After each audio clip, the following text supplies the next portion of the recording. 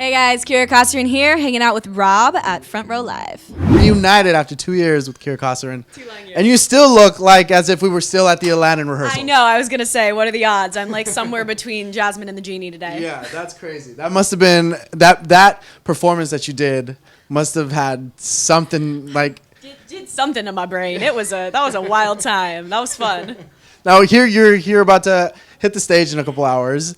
Debut album. When we last talked, you were in talks about the album, but at the same time you were like hinting that you kind of scrapped it. Yeah. So I think last time we talked, the music that I was talking about was from a previous album that I wrote kind of when I was a teenager. Right. That did sort of get, I don't want to use the word scrapped because I'm actually taking a lot of those old songs and kind of updating them and kind of revamping them to my current style and sort of my mindset. Yeah. I think a lot of them I just sort of years passed and I kind of realized I didn't relate to them as much anymore, but then now that time has gone on, I'm sort of realizing any music that I create, once I create it, it sort of frees me from whatever I was writing about, and I do move on anyway, so why not go back to those old songs, even if they feel like a different version of me wrote them. They're still fun. So. And I always feel like when artists go back to a song they wrote years ago, and they create the version of who they are that, at the current time, I feel like it just has not just a new meaning, but I feel like it has like an even bigger life. Yeah, absolutely. I think it's like, when you have a movie that you love and you come back to it every few years and with the different life experiences that you've had, you see it differently. It's a different movie to you. I sort of feel like that's the case with music, and then when it's your own music, even more so. Sometimes I get super tripped out reading the lyrics I wrote when I was 16, and I'm like, damn, girl, you were going through it. Like, whew, I forgot that I used to feel that way, and it was so intense. And yeah, no, but it really does. It gives it a new life, and it's fun to kind of come to it now with a different perspective. So, yeah. Now it's crazy because you've always said that you speak your mind. You don't put anything, So whatever happens in your life, you kind of write it. I know, but that's part of being an artist. And do you feel like now, because you've been so used to doing that as you were growing up, learning how to write, do you feel like now when you created this record, like it was so much easier to just like open up to the world? No, I think it's even harder. I don't know. I feel like the longer I'm in this business, the more reasons it gives me to be a little more personal and stop sharing so much with the world. But then I also have this voice in my head saying that's the whole point, is to put out the stuff that's scary and just say the things that are hard to say. And, I don't know. That's a hard one. Well, it's also interesting because like this album is sort of a compilation of pieces of the past 4 years of work, of writing. So some of them are a lot more scary to share because they are kind of things I'm going through currently. And then some of them I wrote when I was 17 and I'm like, here's my secrets. You can know all my secrets. It's fine. Right. What do you feel was the most difficult part of creating Off-Brand? Ooh.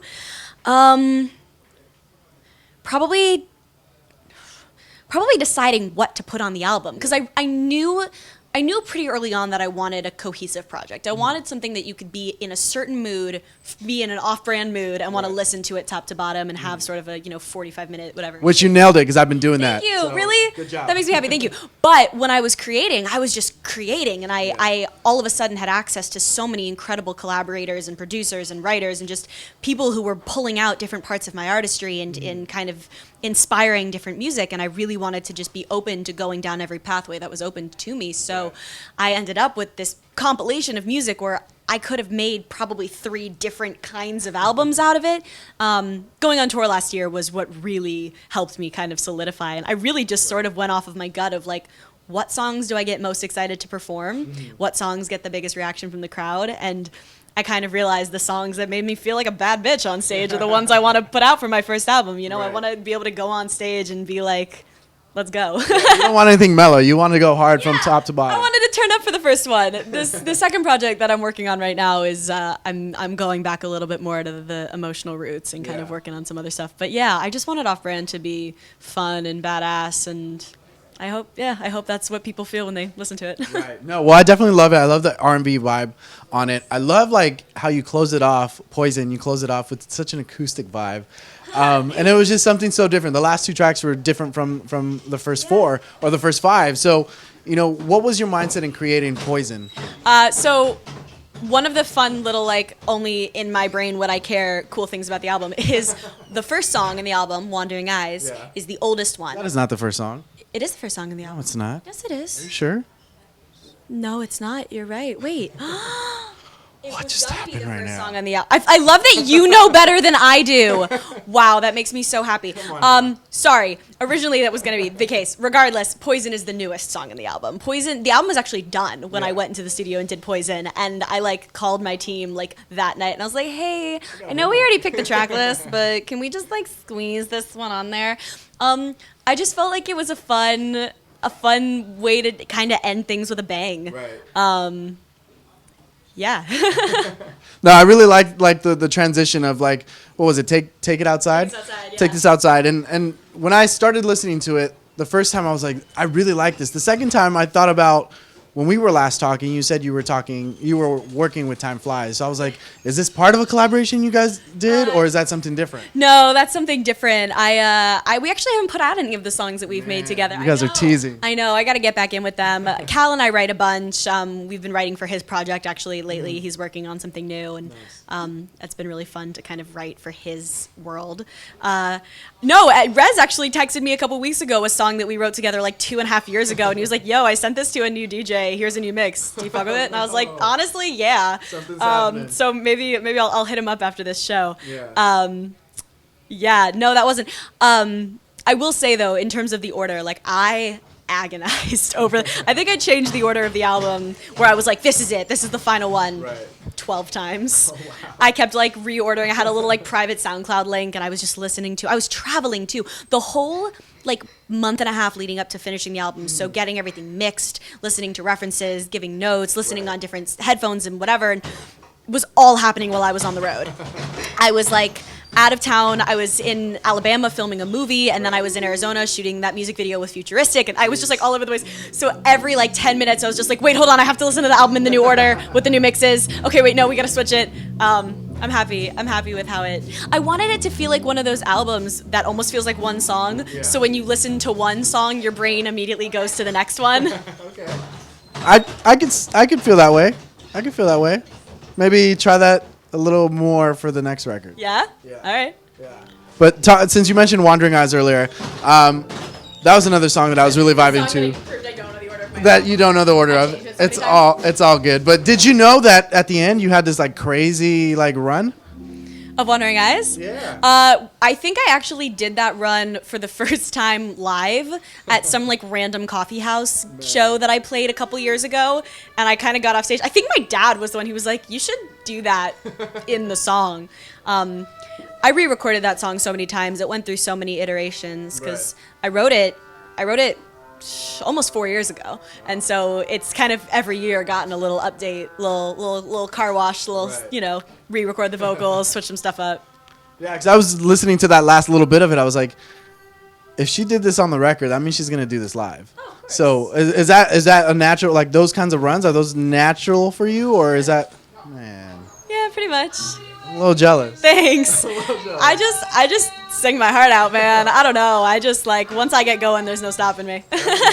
That's amazing. Now, as you were creating this record, did you have multiple producers for it, or was there one specific producer working with you? Yeah, no, I had a bunch of different producers. I wanted to get a bunch of different flavors on the album, and I just was introduced to so many incredibly talented people. I couldn't say no to working with any of them. Yeah. Do you feel any one of them like challenged you the most on this record?